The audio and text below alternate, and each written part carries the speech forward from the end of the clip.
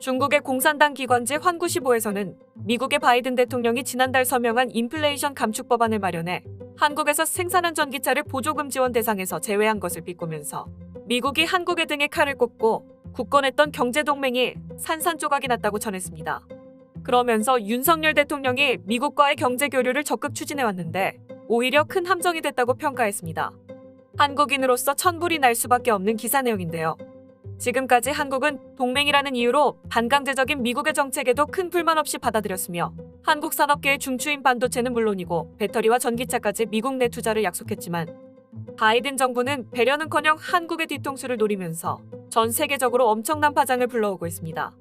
바이든 대통령이 11월 중간선거를 앞두고 미국 우선주의를 펼치면서 미국 주도의 첨단 산업 발전을 이슈로 지지율을 끌어올리고 있습니다. 여기에는 최고의 우방국이라고 불렸던 한국이 철저하게 희생양이 되고 있는데요. 인플레이션 감축 법안은 한국의 현대차를 죽이려는 법률적 핵폭탄이라는 평가가 지배적입니다. 이에 더해 반도체에서도 중국을 핑계로 한국 반도체 기업에 지원한 보조금을 회수하겠다는 위협을 가하고 있습니다. 불과 올해 초만 해도 미국은 삼성 반도체 공장을 자국 내 유치시키기 위해 정치인들이 대거 동원되어서 삼성전자가 꼭 미국에 투자해주기를 원했습니다. 삼성 입장에서 미국 내의 생산시설 확장은 아무래도 인건비를 비롯해 여러 가지 사정상 쉽게 결정할 수 없는 선택이지만 미국의 세금 면제와 인센티브 등 각종 세제 혜택을 주겠다고 약속하면서 사탕발림 소리를 했습니다. 게다가 미국의 정부 차원에서 상무부 장관이 직접 한국에 간곡히 부탁해오기도 했습니다. 그런데 이제 와서 미국은 앞뒤가 맞지 않는 행동을 하고 있는 것입니다. 전문가들은 이번 중국 반도체에 대한 규제와 공격들이 역으로 한국을 견제하기 위한 포석으로 활용되고 있다고 평가하고 있습니다. 실제로 중국 반도체 산업은 미국이 걱정할 수준이 아닌 것으로 알려졌는데요. 중국을 핑계 삼아 한국의 반도체 산업 죽이기에 나서고 있다는 것이죠. 과거 미국은 일본 반도체를 성장시키면서 구소련과 냉전 시대에서 경제 대결 구도를 가져갔지만 의외로 일본이 너무 성장해버리자 일본에 대한 경제 공격을 시작했고 그 결과 잃어버린 10년이라는 일본 역사상 최악의 시대를 보낸 것을 기억할 것입니다. 마찬가지로 그동안 지원했던 한국과 대만의 반도체 산업을 미국을 대항하는 세력으로 규정하고 공격하려는 미국의 의도가 있다는 겁니다. 바이든이 반도체 및 과학 법안에 서명을 하면서 미국 기업들도 공격적인 투자를 펴고 있는데요. 미국의 마이크론사는 2023년까지 40억 달러를 미국 반도체 제조 분야에 투자할 계획을 즉각적으로 밝힌 것입니다. 한국과 대만에게 빼앗겼던 반도체 산업을 이제 미국이 되찾아오겠다며 경제전쟁을 선포한 것이나 마찬가지입니다. 한국 반도체 기업들의 확장을 막기 위해 중국을 핑계로 보조금을 지원하지 않는 것은 물론 앞으로 한국과 대만이 중국의 라인을 확장하지 못하도록 제재를 가속화하려 한다는 분석들이 나오고 있습니다. 결국 마이크론 같은 미국 회사를 키워서 자기들이 오히려 중국의 반도체를 공급하려는 게 아니냐는 것입니다. 사실상 미국이 이 정도로 강력하게 조치를 취할 만큼 중국 반도체 시장은 견제 대상이 아니었던 겁니다. 눈앞의 이득을 위해 동맹이고 나발이고 필요 없는 상황이 연출되고 있습니다.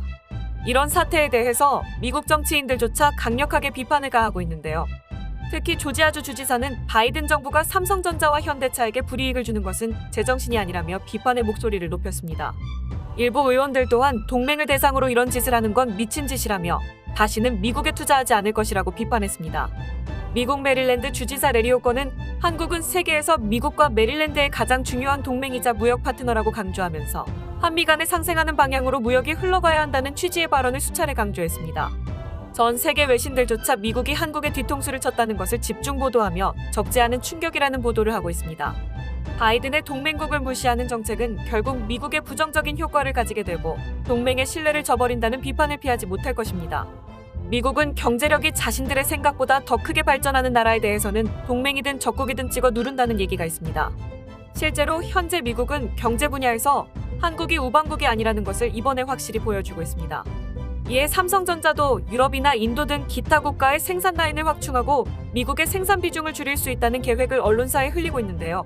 소식통에 의하면 삼성의 움직임에 유럽에서 즉각 호응하면서 삼성 측과 접촉해 막대한 혜택들을 제시하고 있다고 합니다. 이처럼 삼성은 미국에서뿐만 아니라 유럽과 전 세계에서 욕심내는 상황이었던 겁니다. 또한 미국과 반도체 동맹 대신 인도와의 협력으로 제3의 길을 찾아 나설 가능성이 제기되고 있는데요. 온갖 선물을 제공하겠다고 약속한 뒤 투자 유치까지 받아놓고는 기존에 있던 것까지 뺏어가려는 미국 장단에 놀아날 필요도 없기 때문이라고 판단한 겁니다. 그렇다고 중국도 믿을 수 없기 때문에 신흥강국인 인도와 유럽을 포함한 새로운 반도체 동맹을 한국이 주도하겠다는 것이죠. 한국은 늘 위기를 기회로 삼았던 만큼 우리 기업들이 큰 위기를 지혜롭게 잘 이겨내길 응원합니다. 오늘 준비한 소식은 여기까지이며 시청해주셔서 감사합니다.